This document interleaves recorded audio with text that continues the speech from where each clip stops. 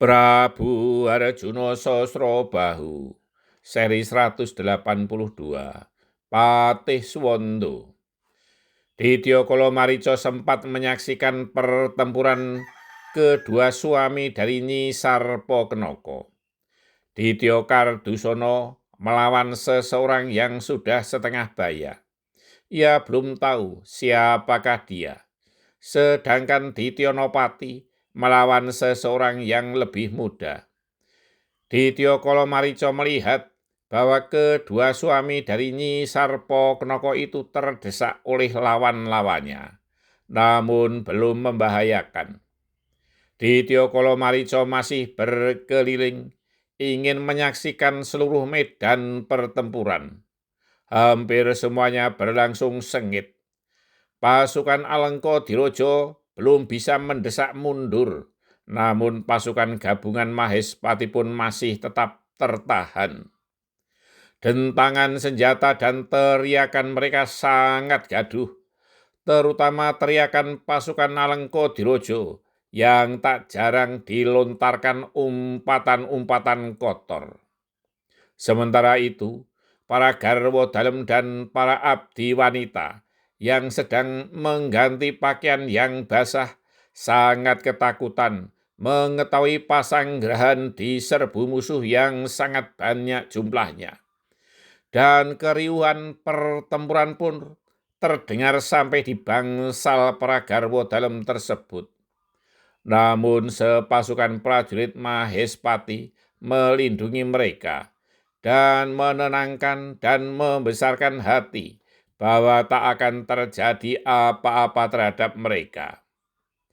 Dalam pada itu, Ki Patih Suwanda yang berada jauh di bagian bawah telaga itu juga mendengar keributan di pasanggrahan.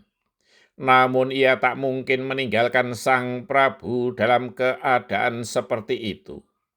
Dan Ki Patih Suwanda pun yakin bahwa kegaduhan itu pasti akan segera bisa diatasi. Mengingat di sana berkumpul para raja yang bijak, dan seandainya ada sesuatu yang tak teratasi, tentu akan menemuinya. Pertarungan antara Raden Indrajit Megananda melawan Prabu Kalinggopati masih berlangsung sengit. Raden Indrajit Megananda sesungguhnya memiliki pusaka yang sangat sakti, yaitu panah pusaka Nagapasa. Anak panah yang mampu mengeluarkan ratusan ular yang sangat berbisa. Namun dalam perang berubuh seperti itu, tak mungkin ia menggunakan pusaka itu, karena ular-ular itu tidak bisa membedakan mana lawan mana kawan. Jika dilepaskan, tentu prajurit Alengkadiroja juga bisa menjadi korban. Prabu Kalinggopati pun belum melepaskan aji andalannya, Aji Guntur Geni. Ia masih meladeni perlawanan putra mahkota Alengkadiroja tersebut, namun telah mengeterapkan puncak ilmu kebalnya agar tidak membahayakan dirinya. Demikian pula Raden Bukbis masih terlibat pertarungan sengit melawan Prabu Dirgamuka. Raden Bukbis adalah salah satu putra Rahwanaraja yang sakti mandraguna. Namun lawannya adalah Prabu Dirgamuka yang kaya akan pengalaman. Tak mudah bagi Raden Bukbis untuk menundukkan lawannya. Yang tak mampu berbuat banyak adalah Raden Trisirah yang melawan Prabu Darmawisesa. Namun Prabu Darmawisesa bukanlah seorang yang haus darah musuh. Ia pun belum menggunakan tongkat pusakanya, tongkat putih berkepala tengkorak yang mampu melontarkan kilat api.